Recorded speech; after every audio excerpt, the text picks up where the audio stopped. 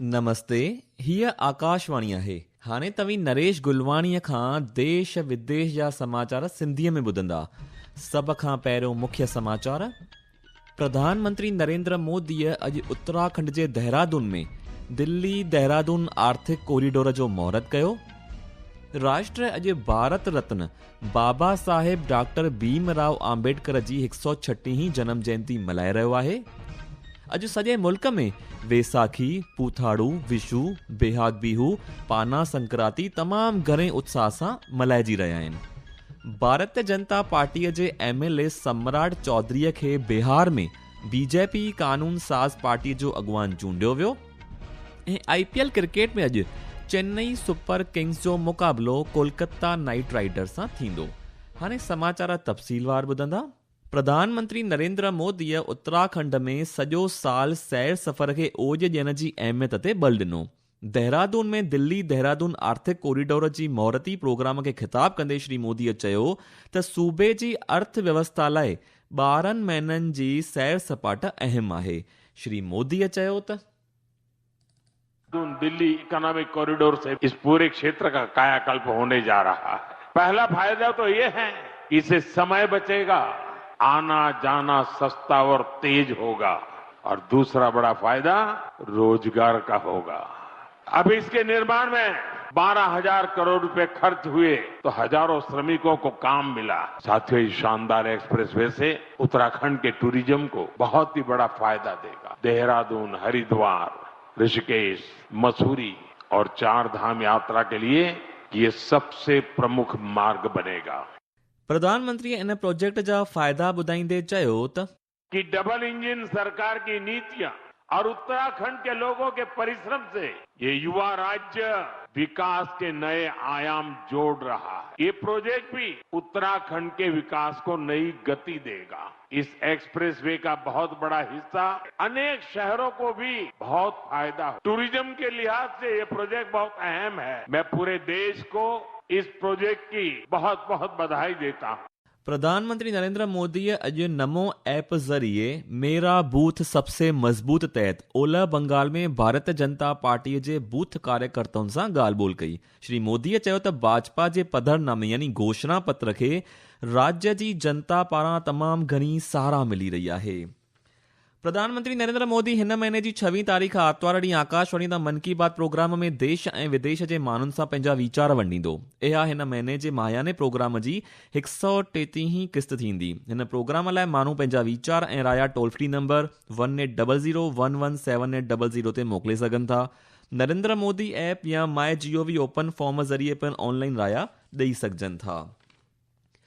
भारतीय जोड़जक जो ख़ासि शिल्पकार बाबा साहेब डॉक्टर भीमराव अम्बेडकर जी अॼु 136वीं जन्म जयंती आहे।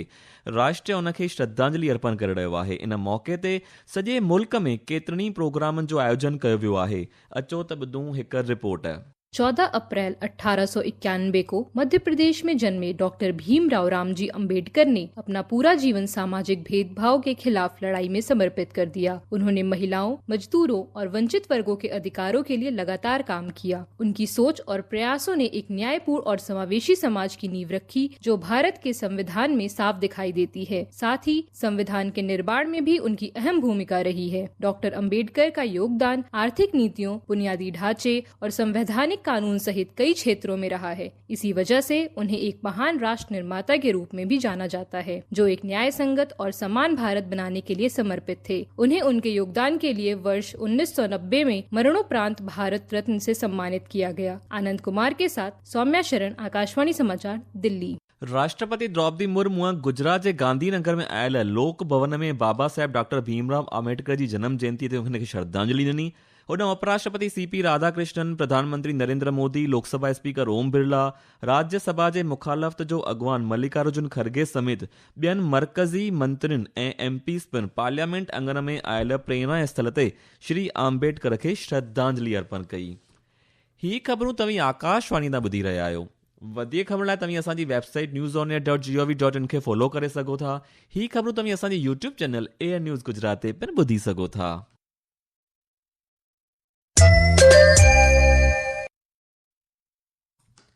अॼु सॼे मुल्क में वेसाखीअ जो पावन ॾिणु मल्हाइजी रहियो आहे। उपराष्ट्रपति CP राधाकृष्णन अॼु नई दिल्लीअ में वेसाखीअ जे मौक़े ते गुरुद्वारा श्री रकाबगंज साहिब में दर्शन कया। इन मौक़े ते दिल्लीअ जो लेफ्टिनेंट गवर्नर तरनजीत सिंह संधू ऐं दिल्लीअ जो मंत्री मनजिंदर सिंह सिरसा पिणु मौजूदु हुआ। अचो त ॿुधूं वेसाखीअ जी अहमियत जे बारे में हिकु रिपोर्ट। वाह वाह गोबिंद सिंह आपे गुर चेला। हजारों श्रद्धालु श्री अनंतपुर साहिब में मौजूद गुरुद्वारा तख्त श्री केसगढ़ साहिब में नतमस्तक हो रहे हैं। यही वह धार्मिक स्थान है जहां सिख पंथ की स्थापना की गई थी। देश भर के गुरुद्वारों में भी खालसा स्थापना दिवस बड़ी ही श्रद्धा के साथ मनाया जा रहा है। भारत से बड़ी संख्या में सिख श्रद्धालु खालसा साजना दिवस और बैसाखी मनाने के लिए पाकिस्तान में ऐतिहासिक गुरुद्वारों में पहुंचे हैं। यह त्योहार हमारे किसान भाइयों के लिए भी खास है क्योंकि वे आज से ही अपने खेतों में गेहूं की फसल की कटाई शुरू करते हैं। राजेश बाली, आकाशवाणी समाचार, जलंधर। ओडिशा में अॼु पाना संक्रांति रिवायती नमूने तमामु घणे उत्साह सां मल्हाई पई वञे। इहो ॾिणु ओडिशा में नए साल जी शुरूआत जो प्रतीक आहे। सॼे सूबे में मंदरनि, नदियुनि ऐं तलावनि में अॼु श्रद्धालु दर्शन, पूॼा ऐं सनानु करे रहिया आहिनि। इन मौक़े ते बेल, फल, गुड़ ऐं ॿियनि शयुनि खे मिलाए ख़ासि शरबत पनो ठाही वेंदो आहे। इहो ॾिणु ओडिशा जी ख़ुशहाल सकाफ़त खे ॾेखारे थो। भारत जनता पार्टीअ जे MLA सम्राट चौधरीअ खे बिहार में BJP कानून साज़ पार्टीअ जो अॻवान चूंडियो वियो आहे। इन सां राज्य जो ईंदड़ वॾो वज़ीर यानी मुख्यमंत्री बणजण जो संदसि रस्तो साफ़ थी वियो आहे। इहो ऐलान पटना में BJP कानून साज़ पार्टीअ जे इजलास खां पोइ कयो वियो। मरकज़ी नज़रसानीअ तौरु मुक़ररु कयल मरकज़ी वज़ीर शिवराज सिंह चौहान चयो त सम्राट चौधरीअ खे सभिनी जे राज़पे तौर ते कानून साज़ पार्टीअ जो अॻवान चूंडियो वियो आहे। ओलह बंगाल में विधानसभा चूंडनि जे पहिरें तबिके लाइ चूंड प्रचार पुरज़ोर ते आहे। मुख़्तलिफ़ सियासी धुरियुनि जा अॻवान रैलियूं ऐं रोड शो करे रहिया आहिनि।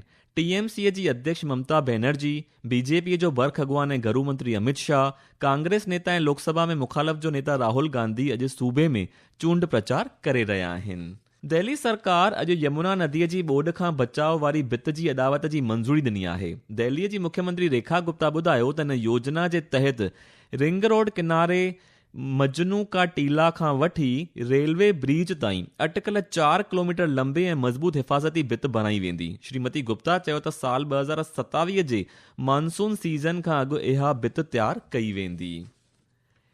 ईडीअ IPSC जे डायरेक्टर विनेश चंदेल खे मनी लॉन्ड्रिंग जे मामले में गिरफ़्तार कयो आहे। ईडीअ चयो त दिल्ली पुलिस जी तरजीह जे आधार ते शुरू कयल जांच में IPSC जे आर्थिक बिना ऐं क़ाइदे मनी लॉन्ड्रिंग सां लाॻापियल मामला साम्हूं आया आहिनि।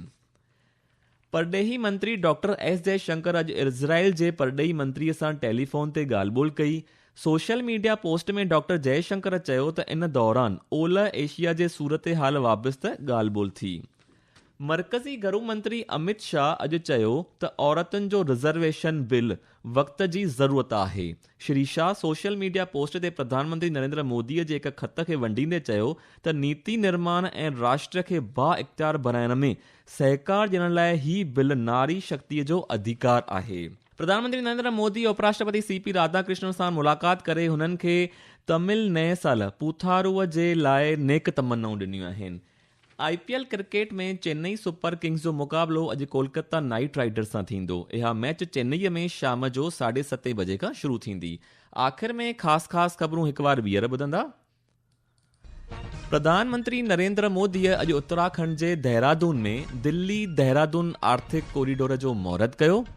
राष्ट्र अॼु भारत रत्न बाबा साहेब डॉक्टर भीमराव अम्बेडकर जी 106हीं जन्म जयंती मल्हाए रहियो आहे। अॼु सॼे मुल्क में वेसाखी, पूथाड़ू, विशू, बिहाग बिहू, पाना संक्रांति तमामु घणे उत्साह सां मल्हाइजी रहिया आहिनि। भारत जनता पार्टीअ जे MLA सम्राट चौधरीअ खे बिहार में BJP कानून साज़ पार्टीअ जो अॻवान चूंडियो वियो ऐं IPL क्रिकेट में अॼु चेन्नई सुपर किंग्स जो मुक़ाबिलो कोलकाता नाइट राइडर्स सां थींदो।